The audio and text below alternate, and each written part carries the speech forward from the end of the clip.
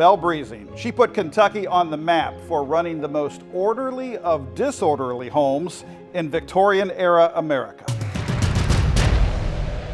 Belle Brezing is such a pretty ethereal name, but it was also a borrowed name. And for the woman who it belonged to, it wasn't always so lovely. Now, Belle was the inspiration for Margaret Mitchell's character, Belle Watling, in Gone with the Wind. Belle was actually born in Lexington, Kentucky. She was an illegitimate child of a dressmaker who also turned to prostitution every once in a while. Her mother married a bartender a few years after she was born, and she took her stepfather's name. Belle herself was a kind of a wild child. She found it difficult to make girlfriends to play with. The boys did fancy her, and by the time she turned 15, Belle found herself pregnant. She did marry one of her boyfriends, but she kept all of the others.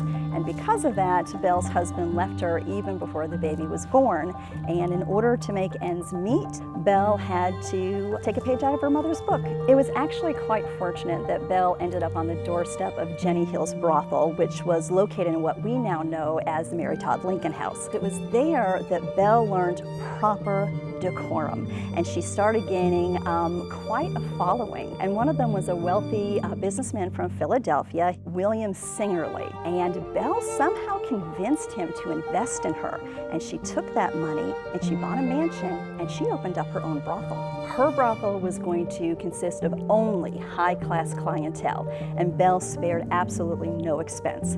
Now, she mandated that both the ladies and the gentlemen who visited had to be dressed in evening attire. The Kentucky Historical Society has several of Belle's possessions. One of them is a beautiful gold-painted mirror and mantle that used to hang in her parlor. And it's really interesting to imagine the reflection of her clientele visiting her girls. We also have two pairs of Belle's shoes. One of them is a beautiful pair of red silk heels that have 9 straps going up the leg. The second pair we have are a little bit more subdued but quite fancy. They are black pumps, and they have these kind of rhinestone insets on the side to give a little bit of a peekaboo effect. Belle was a woman who did not want to live the life that was presented to her. Belle knew exactly what she was doing, and I think that's why her belongings are such history treasures, because Belle took the one thing that she knew how to do and she decided to make it the best that it could be.